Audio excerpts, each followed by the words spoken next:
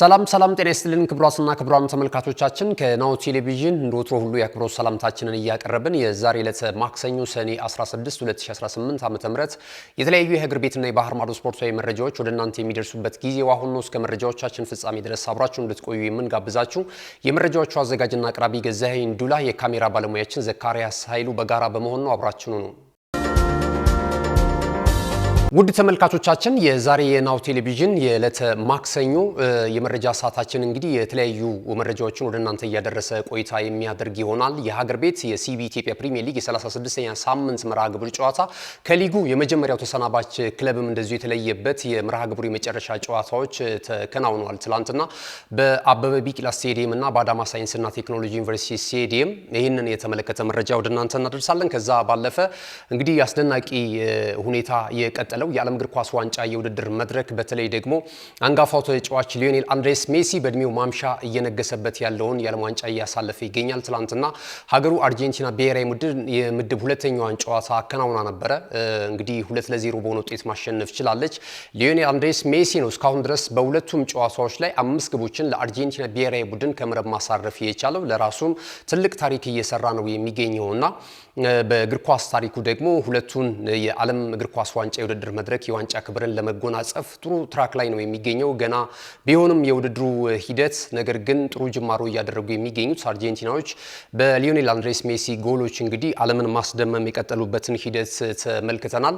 ሌላኛው አብዝቶ በእድሜ ከሱ የሚያንሰው ኖርዌይ ኢንተርናሽናል ኤርሊንግ ብራውት ሃላንድም ጥሩ ምሽት ማሳለፍ ችሏል። ትላንትና ሀገሩ ኖርዌይ ተጋጣሚዋን ስታሸንፍ እንግዲህ 2 ግቦችን እሱም ከመረብ ማሳረፍ ችሏል። እና ትላንት የነበሩትን አጠቃላይ የጨዋታ ሂደቶች እንመለከታለን። ዛሬም በዓለም እግር ኳስ ዋንጫ የውድድር መድረክ ላይ የሚጠበቁ ጨዋታዎች አሉ። በተለይ ደግሞ በአውሮፓ የምናውቃቸው ታላላቅ ተጫዋቾች የሀገራቸውን ማሊያ አጠልቀው የሚያደርጓቸው እንቅስቃሴዎች የምድብ ሁለተኛም ስለሆኑ ላለማለፍ የሚደረጉ ጨዋታዎች ናቸውና እነዚህን ወሳኝ ጨዋታዎችም የተመለከቱ አንዳንድ መረጃዎችን ወደ እናንተ እያደረስን ቆይታ የምናደርግ ይሆናል። ከዛም ባለፈ ደግሞ የተለያዩ የዝውውር መረጃዎችን ይዘናል። ተያያዥ ጉዳዮችን የምንቃኝበት የዛሬ ዕለተ ማክሰኞ መረጃ ሰዓታችን ነው ተጀምሯል።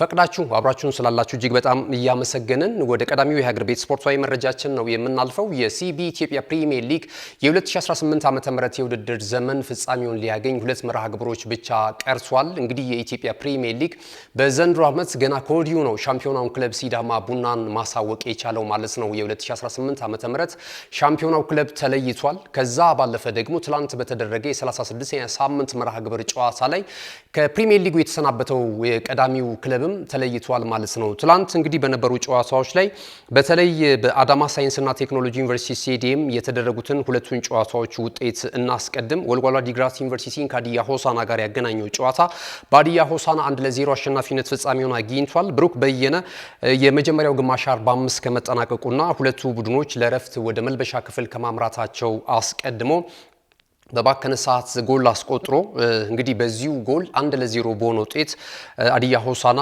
ወልዋሎ ዲግራት ዩኒቨርሲቲን 1-0 በሆነ ውጤት ማሸነፍ ችሏል።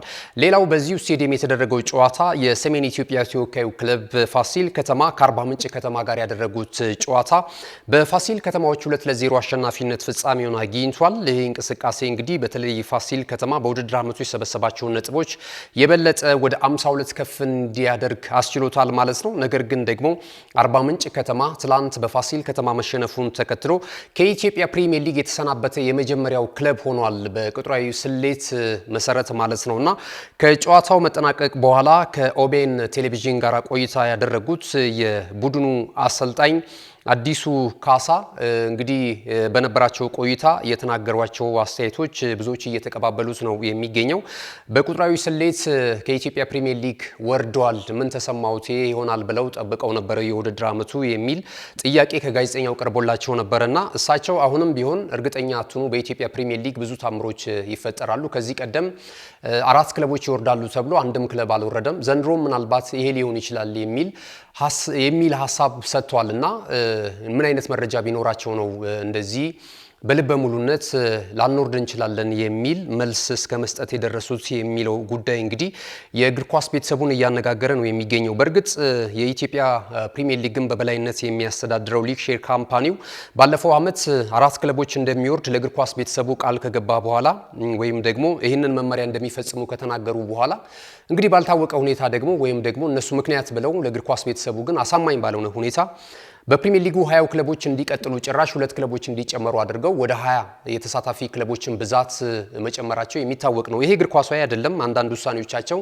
ባለፈውም እኛ እንግዲህ አስተያየት ስንሰጥበት ነበር የዛሬ ዓመትም ማለት ነው። ዘንድሮም እንደዚሁ ሊቀጥል ይችላል፣ አይታወቅም። የኢትዮጵያ እግር ኳስ ፌዴሬሽን የጽህፈት ቤት ኃላፊ አቶ ባህሩ ጥላሁን ግን ሰጡት በተባለው አስተያየት ለናሁ ስፖርት ሳይሆን ይህ ተባራሪ ወሬ ነው፣ ምናልባት ማረጋገጥ የሚያስፈልግ ይመስላል። ግን የእሳቸው በሰጡት አስተያየት ተብሎ ይፋ የተደረገው መረጃ በኢትዮጵያ ፕሪሚየር ሊግ ዘንድሮ ምንም የሚቀር ክለብ የለም። 4 ክለቦች በተያዘላቸው ይወርዳሉ የሚል መልስ ሰጥቷል ተብሏል እና በቀጣይ የሚሆነውን እንመለከታለን። እንግዲህ አሁን ላይ 20 ክለቦች ናቸው በዚህ ዓመት ሲወዳደሩ ቆይታ ያደረጉት። አስቀድሞ እንደተባለው ምናልባት ይሄ መመሪያ የሚፈጸም ከሆነ አንደኛው እንግዲህ ከኢትዮጵያ ፕሪሚየር ሊግ ተሰናባቹ ክለብ ተገኝቷል ማለት ነው፣ አርባ ምንጭ ከተማ። ቀጣይ በርካታ ክለቦች አሉ ስጋት ውስጥ የሚገኙ። በቀሩት 2 መርሃ ግብሮች ላይ ያሉት ውጤቶች እንግዲህ መሰረት ያደረጉ 3 ተጨማሪ ክለቦች ከኢትዮጵያ ፕሪሚየር ሊግ ሊሰናበቱ የሚችሉበት እድል አለ።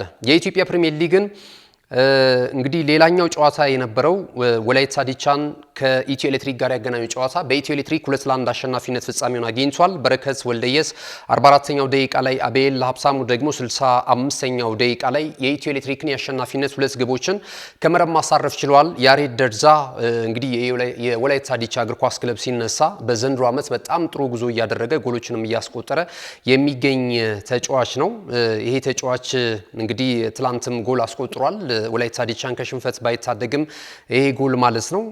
ሌላኛው እንግዲህ የነበረው የአርባ ምንጭ ከተማ ጨዋታ ላይ እንግዲህ ሀሳብ ለመስጠት ያህል አርባ ምንጭ ከተማ ባለፉት 3 ዓመታት 2 ጊዜ ከኢትዮጵያ ፕሪሚየር ሊግ ተሰናብቷልና ሁነኛ አሰልጣኝ ያገኘ አይመስልም። አርባ ምንጭ ከተማ እንግዲህ ረጅም ዓመት በኢትዮጵያ ፕሪሚየር ሊግ ላይ በተለይ ያለፉትን ጊዜያቶች የእግር ኳሱ ቤተሰቦች እንደሚያነሱት ከአርባ ምንጭ ከተማ በርከት ያሉ ተጫዋቾች ለብሔራዊ ቡድን እስከ መመረጥ ድረስ የደረሱበትን ሂደት ማስተዋወስ ይቻላልና በዚህ ዓመት ወይም ደግሞ በተከታታይ እነዚህ 3 ዓመታት ግን ካነሳን የተረጋጋ የውድድር ዓመትን እያሳለፈ አይደለም የሚገኘውና እንግዲህ ህዝቡ ደግሞ በጣም ፍቅር አለው ለእግር ኳስ። በተለይ ተጓዥ ደጋፊ ካላቸው ክለቦች መካከል አንደኛው አርባ ምንጭ ከተማ እግር ኳስ ክለብ ነው ማለት ይቻላል። ትላንት እንግዲህ ላለመውረድ የሚያደርገውን እንቅስቃሴ በአንጻራዊነት በርከት ያሉ ደጋፊዎች ክለባቸውን ለመታደግ ወይም ደግሞ ከኢትዮጵያ ፕሪሚየር ሊግ እንዳይወርድባቸው ድጋፍ ለመስጠት በስቴዲየም ተገኝተው ሲያበረታቱ እንደነበረ ተመልክተናል። ነገር ግን እንግዲህ ወርዷል ማለት ነው የአርባ ምንጭ ከተማ እግር ኳስ ክለብ። ቀጣይ የኢትዮጵያ እግር ኳስ ፌዴሬሽን ወይም ደግሞ ሊግ ሼር ካምፓኒ የሚያስተላልፈው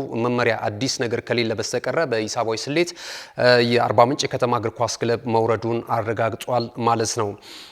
እንግዲህ በአጠቃላይ ሲዳማ ቡና አስቀድሞ 2 መርሃ ግብሮች እየቀሩ 67 ነጥቦች ይዞ የ2018 የኢትዮጵያ ፕሪሚየር ሊግ ሻምፒዮናው ክለብ መሆኑን አረጋግጧል። መቻልና ነገሌ አርሲ ደግሞ እኩል 56 ነጥቦች አላቸው። በጎል ክፍያ ተበላልጠው ሁለተኛና ሶስተኛ ደረጃ ላይ ተቀምጧል። ትላንት ድል ማድረግ የቻለው ፋሲል ከተማ ደግሞ በ52 ነጥብ እንደዚሁ ሁለተኛ ደረጃ ላይ ነው የሚገኘው። ቅዱስ ጊዮርጊስ እግር ኳስ ክለብና እንደዚሁ ኢትዮ ኤሌክትሪክ ደግሞ 50 ነጥቦች ይዘው ተከታዩን ደረጃ ይዘዋል። ላለመውረድ በሚደረገው ጥረት ላይ አሁንም የመውረድ ስጋት ያለባቸውን ክለቦች ለማንሳት ያህል ወልዋሎ ዓዲግራት ዩኒቨርሲቲ፣ ድሬዳዋ ከተማ እንደዚሁ መቀሌ 70 እንደርሳና ምድረገነት ሽሬ አሁንም ከኢትዮጵያ ፕሪሚየር ሊግ ሊወርዱ የሚችሉበት እድል አለ። በቀጣይ በሁለቱ መርሃ ግብሮች ላይ የሚመዘገቡት ውጤቶችን መሰረት በማድረግ ማለት ነው።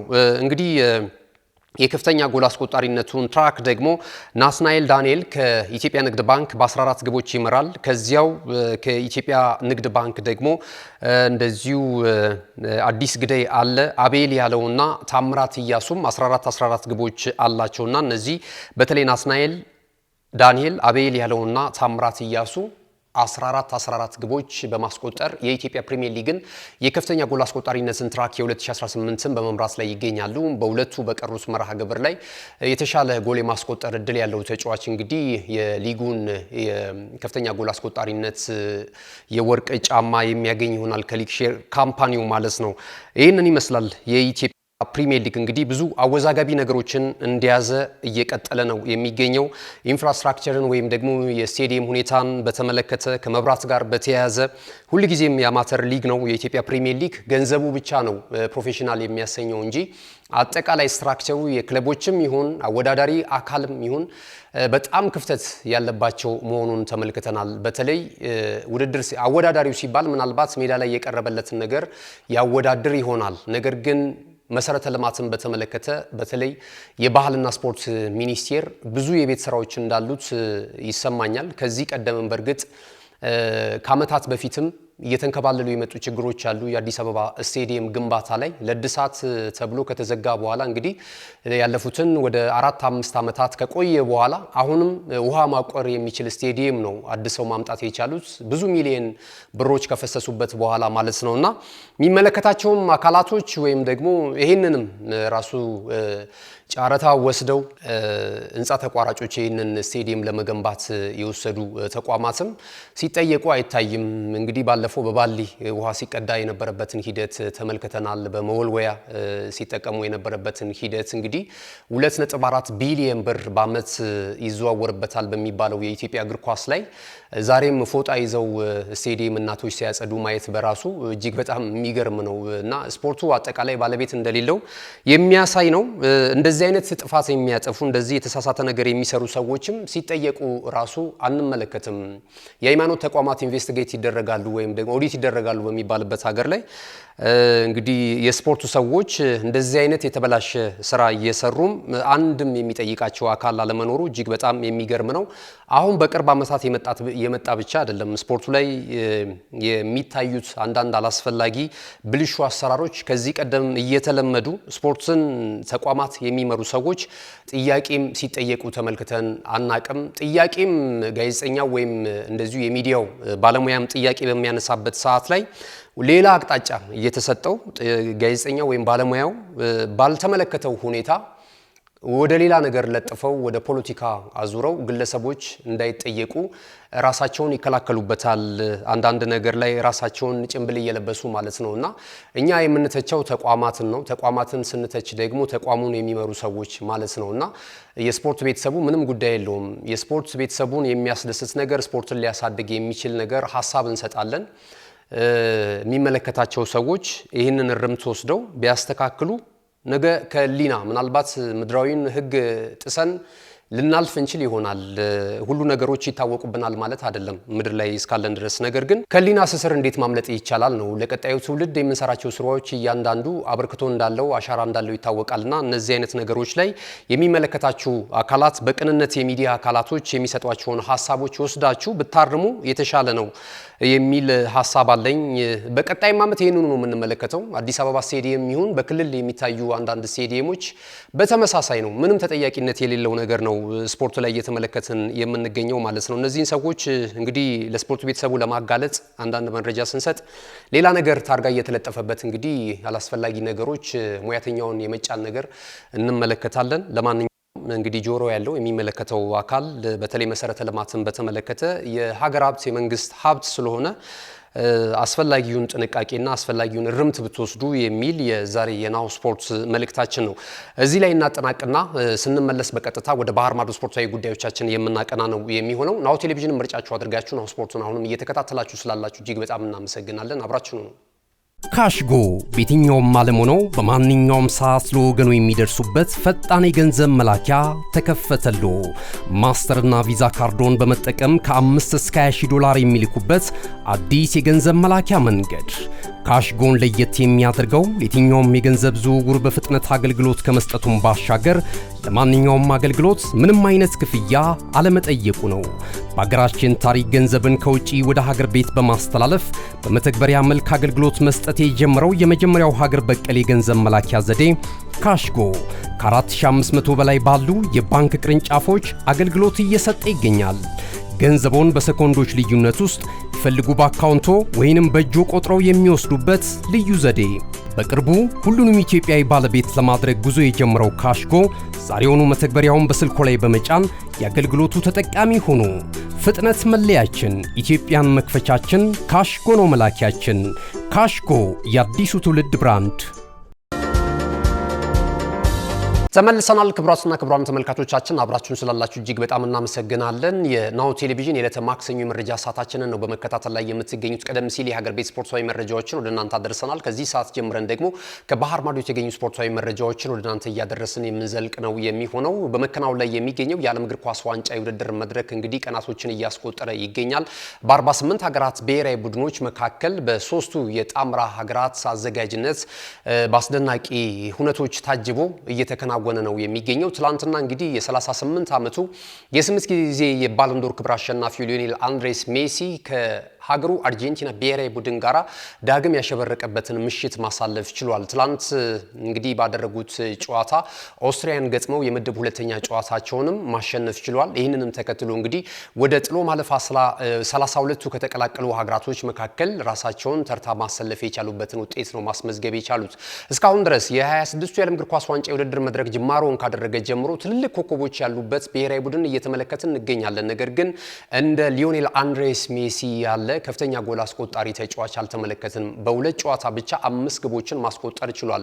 ከዚህ ቀደም እንግዲህ ብዙ ጎሎችን ሲቆጠር ወይም ተጫዋቾች ጎልና ኳስና መረብን ሲያገናኙ የምንመለከተው በክለብ ባላቸው ቆይታ ነው። የአርጀንቲና ብሔራዊ ቡድን የፊት መስመር አጥቂ ወይም ደግሞ ሊዮኔል አንድሬስ ሜሲ ግን በሁለት ጨዋታ ብቻ 5 ግቦችን ከመረብ በማሳረፍ በዓለም እግር ኳስ ዋንጫ የውድድር መድረክ ታሪክ የከፍተኛ ጎል አስቆጣሪነቱን ትራክ እንደዚሁ ከጀርመናዊው የፊት መስመር አጥቂ ሚሮስላቭ ክሎዝ መረከብ የቻለበትን ውጤት ነው ማስመዝገብ የቻለው ማለት ነው። ትላንትና እንደውም አትሪክ መስራት የሚችልበትም እድል አግኝቶ ነበር። 9ኛው ደቂቃ ላይ የተገኘው የፍጹም ቅጣት ምት አምክኖ ነው ጭራሹኑ 2 ጎል ብቻ የሆነው እንጂ ምናልባት እሱን ጎል አስቆጥሮ ቢሆንና አሁን የተፈጠሩት እድሎች ደግሞ ተመቻችተው መጥተው ቢሆን 3-0 የአርጀንቲና ብሔራዊ ቡድን ጨዋታውን ያሸንፋል። ሜሲም እንደዚሁ ተከታታይ አትሪክ በመስራት ባለሟ ብቸኛው ተጫዋች የሚሆንበትን አጋጣሚ ልንመለከት እንችል ነበረ ማለት ነውና ትላንትና እንግዲህ ይሄ ውጤት ተመዝግቧል።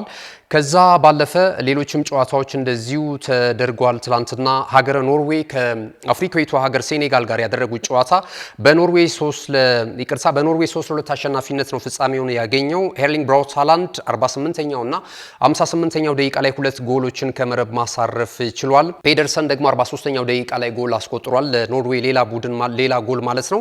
ኢስማኤል ሳር 2 ጎል አስቆጥሯል። 53ኛው እና 92ኛው ደቂቃ ላይ ለታራንጋ አንበሶቹ ማለት ነው።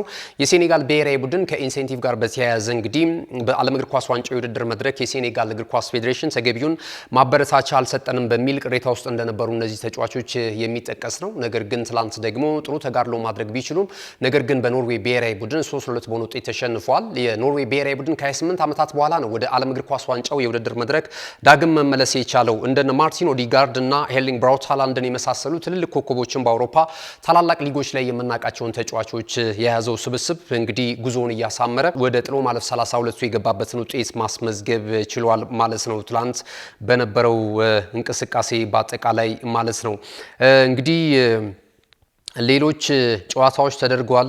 በተለይ አልጄሪያ እንደዚሁ ከዮርዳኖስ ጋር ያደረገችውን ጨዋታ በአልጄሪያ 2-1 አሸናፊነት ተጠናቋል። ቤን ቦሃሊና እንደዚሁ ጓሂሪ ናቸው ለአልጄሪያ ብሔራዊ ቡድን አሸናፊነቱን 2ቱን ግቦች ከመረብ ማሳረፍ የቻሉት። ሃል ረሽዳን ደግሞ 36ኛው ደቂቃ ላይ ዮርዳኖስን ከሽንፈት ያልታደገች ብቸኛ ግብ ከመረብ ማሳረፍ ችሏል ማለት ነው። አልጄሪያ 6 ነጥብን ይዞ አርጀንቲና 6 ነጥብን ይዞ በቀዳሚነት ይመራል። ኦስትሪያ እንደዚሁ እና አልጄሪያ 3 ነጥብ አላቸው። ዮርዳኖስ ደግሞ 0 ነጥብ ይዛ 4ኛ ደረጃ ላይ ተቀምጣለች ማለት ነው። የምድብ 9ን ደግሞ እንደዚሁ ፍራንስ ናት በ6 ነጥብ እየመራች የምትገኘው። ኖርዌይ በ6 ነጥብ ትከተላለች። ትላንት በነገራችን ላይ ፍራንስ ኢራቅን 3-0 በሆነ ውጤት ስታሸንፍ ክሌም ባፔ 2 ግቦችን ከመረብ አሳርፏል። 14ኛው እና 54ኛው ደቂቃ ላይ ኦስማን ዴምቤሌ 66ኛው ደቂቃ ላይ ሌላ ጎል አስቆጥሮ ጨዋታው በፈረንሳይ ብሔራዊ ቡድን 3-0 አሸናፊነት ነው የተጠናቀቀው።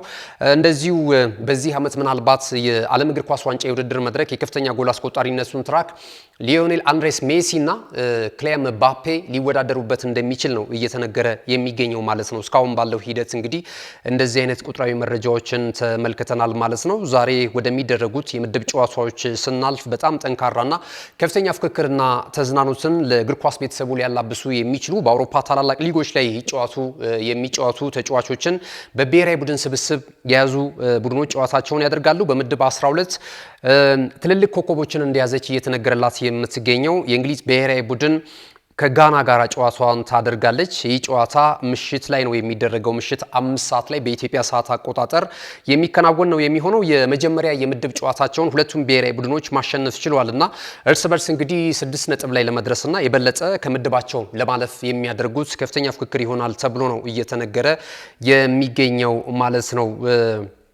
ፓናማ ከክሮኤሺያ እዚሁ ምድብ ላይ ሌሊት 8 ሰዓት ጨዋታቸውን የሚያደርጉ ነው የሚሆነው። አስቀድሞ ግን ምሽቱ 2 ሰዓት ላይ በተለይ ለክሪስቲያኖ ሮናልዶ አድናቂዎች በሀገር ቤት ላላችሁ ለፖርቹጋል ብሔራዊ ቡድንም ደጋፊዎች ከኡዝቤኪስታን ጋራ የፖርቹጋል ብሔራዊ ቡድን ምሽቱ 2 ሰዓት ላይ የሚያደርገው ጨዋታ ትልቅ ትኩረትን አግኝቷል። እንግዲህ ሊዮኔል አንድሬስ ሜሲ እና ክሪስቲያኖ ሮናልዶ የእግር ኳስ ቤተሰቡን ለሁለት ከፍለው በዚህ የዓለም እግር ኳስ ዋንጫ የውድድር መድረክ በተለይ ብዙ አነጋጋሪ ጉዳዮችን እያወጡ ነው የሚገኙት። አሁን ላይ ያለው ጅማሮ የሊዮኔል አንድሬስ ሜሲ ይመስላል። ይህም ልክ እንደ ካታሩ ሁሉ የዚህኛውም የአሜሪካ ካናዳና የሜክሲኮ የዓለም እግር ኳስ ዋንጫ የውድድር መድረክም ምናልባት የተሻለ ውጤት ሊያስመዘግብ ይችላል። በዚህ የዓለም እግር ኳስ ዋንጫ የውድድር መድረክ ላይ ከሀገሩ አርጀንቲና ብሔራዊ ቡድን ጋር የተሻለ ነገር ሊያደርግ እንደሚችል አመላካች ነገሮችን ከወዲሁ ፍንጭ እየሰጠ ነው የሚገኘው ሊዮኔል አንድሬስ ሜሲ። በተቃራኒው ደግሞ ከራሱ ተጫዋቾች ጭምር ብዙ አላስፈላጊ ነገሮች ጫና እየደረሱበት እንደሚገኝ እየተገለጸለት የሚገኘው ክሪስቲያኖ ሮናልዶ ዛሬ እንግዲህ የምድብ ሁለተኛ ጨዋታውን ከፖርቹጋል ብሔራዊ ቡድን ጋር በምን አይነት አቀራረብ ውስጥ ይመጣል የሚለው ነገር እየተጠበቀ ነው የሚገኘው። ሁለቱ ተጫዋቾች እውነት ለመናገር ከሀገር ቤት እስከ ባህር ማዶ ድረስ ለእግር ኳስ ቤተሰቡ ትልቅ ባለውለታ ናቸው።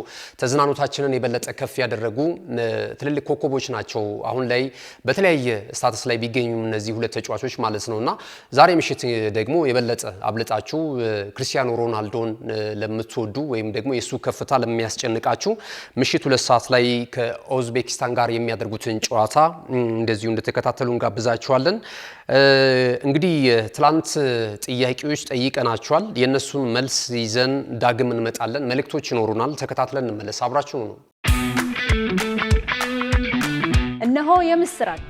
የ10 አየር መንገድ የበረራ ትኬት ለውድ ደንበኞቹ በተቀላጠፈና አስተማማኝ በሆነ መንገድ እያቀረበ ያለው። በዚህም በደንበኞቹ የተመሰገነው ጉዞጎ አሁን ደግሞ ተደራሽነቱን በማስፋት ተጨማሪ ባንኮችን በማካተት ለውድ ደንበኞቹ የበለጠ አስተማማኝ ለመሆን ችሏል። የጉዞጎን አፕሊኬሽን ከአፕ ስቶር ወይም ከፕላይ ስቶር በማውረድ የመነሻና የመድረሻ ከተማዎትን መርጠው ዋጋ አወዳድረው የሀገር ውስጥም ሆነ ዓለም አቀፍ በረራ ማድረግ ካሰቡ የበረራ ትኬቶን ክፍያ በአቅራቢያው በሚገኙ ባንኮች አንድም በአካል በመሄድ ወይም በኦንላይን የክፍያ አማራጮች ክፍያዎትን በመፈጸም የበረራ ትኬቶን በእጅ ያስገቡ። ከዚህም በተጨማሪ እንደ ሁሉ ጊዜው ወደ ጉዞጎ የጥሪ ማዕከላችን 7473 በመደወል ከሙሉ የበረራ መረጃ ጋር የ24 ሰዓት የትኬት አገልግሎት ማግኘት እንደሚችሉ ስናበስሮ በታላቅ ደስታ ነው። ለበረራዎ ጉዞጎ።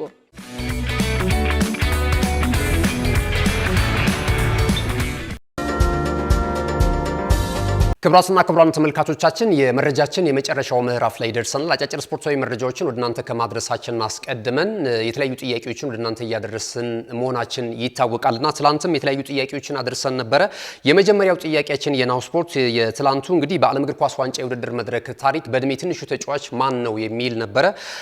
እንግዲህ ኖርማን ዋይትሳድ የተባለውን ተጫዋች ብላችሁ ከመለሳችሁ በጣም ትክክል ናችሁ። ይህ አየርላንዳዊ ታዳጊ እንግዲህ በ1982 ስፔን አስተናግዳው በነበረው የዓለም እግር ኳስ ዋንጫ የውድድር መድረክ ላይ ተሳትፎ በማድረግ ያኔ እድሜው 17 ከ41 ቀን ነበረው። 17 ዓመት ከ41 ቀን ነበረው። በታሪክም በእድሜ ትንሹ የዓለም ዋንጫ ተሳታፊ ተጫዋች በመባል በሪከርድ ተመዝግቦ ቆይቷል። ከዛ ቀደም ብራዚላዊው እንግዲህ የዓለም እግር ኳስ ዋንጫ የውድድር መድረክ ላይ የዋንጫ ክብሮችን በማጣጣም ከሀገሩ ብራዚል ብሔራዊ ቡድን ጋር እንግዲህ መላው የእግር ኳሱ ቤተሰብ የሚያውቀው ብራዚላዊ ኢንተርናሽናል ፔሌ ነበረ። ፔሌ 1958 በዓለም ዋንጫው ታሪክ በእድሜ እንግዲህ በጣም ትንሹ ሆኖ 17 ዓመት ከ244 ቀናት ሆኖት ነበረ የዓለም እግር ኳስ ዋንጫ የውድድር መድረክን በማድረግ በታሪክ ተይዞ የነበረው።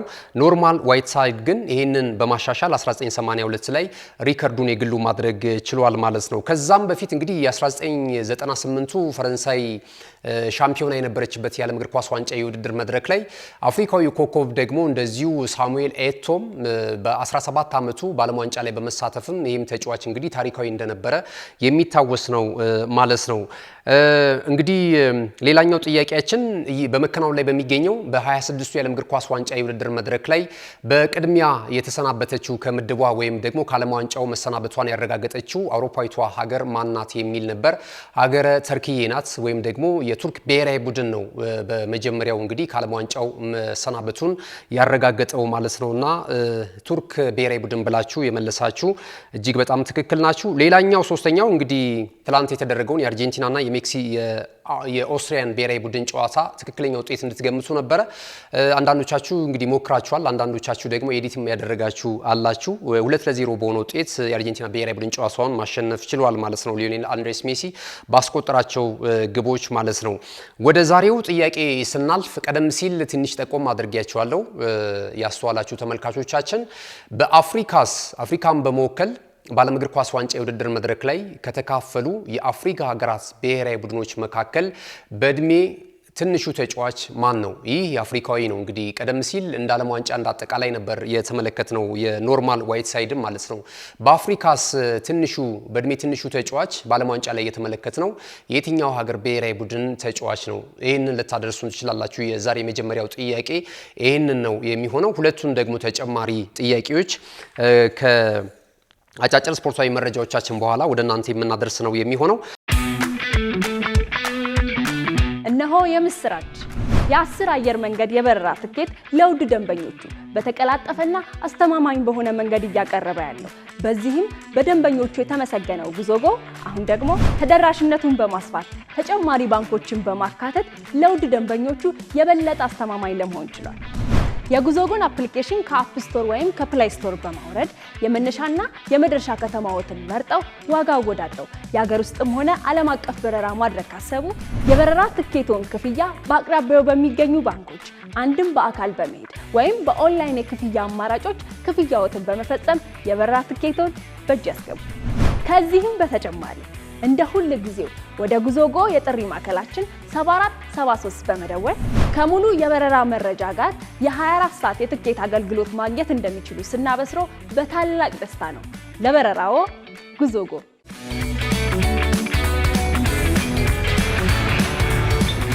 ክቡራትና ክቡራን ተመልካቾቻችን አጫጭር ስፖርታዊ መረጃዎቻችን እንደቀጠሉ ናቸው። አሁን ደግሞ ዝውውር ነክ መረጃዎችን ወደ እናንተ እናደርሳለን። የተለያዩ ታላላቅ የመገናኛ ብዙሃን በስፋት ሽፋን ሰጥተው የዘገቧቸው የሚገኙትን የዝውውር መረጃዎችን መርጠን ወደ እናንተ የምናደርሰው የሰሜን ለንደኑ ክለብ ቶተንሃም ሆትስፐርስ እንግዲህ በቅርቡ አዲስ አሰልጣኝ ጣሊያናዊን ሮቤርቶ ዲዘርቢን መቅጠሩ የሚታወስ ነው። ይህንን ቅጥር ከፈጸመ በኋላ በሊጉ መቆየቱን አረጋግጧል። ውስን የመጨረሻ ጨዋታዎችን ሮቤርቶ ዲዘርቢ እንግዲህ በታምር በጣም በትግል ነው ቶተንሃም ሆትስፐርስን ካለመውረድ በመጨረሻው ሳምንት መርሃ ግብር ላይ መታደግ የቻሉት ማለት ነውና በዚህም የክለቡ ሊቀመንበር ዳኒ ሌቪን ጨምሮ ሌሎችም የቶተንሃም ሆትስፐርስ አመራሮች እኚህ አሰልጣኝ የበለጠ ኢንቨስት ቢደረግላቸው ደግሞ የተሻለ ነገር መስራት እንደሚችሉ ከዚህ ቀደም በነበሯቸው የክለቦች ቆይታ ላይና ውጤታማነት ላይ እምነት ስላላቸው አዳዲስ ተጫዋቾችን በክረምት ተጫዋቾች የዝውውር መስኮት ወደ ቶተንሃም ሆትስፐርስ ሊያመጡላቸው እንደሆነ እየተነገረ ይገኛልና ቶተንሃም ሆትስፐርስ አሁን ላይ ሳንድሮ ቶላኒን ለማስፈረም ጥረት በሚያደርጉ ክለቦች መካከል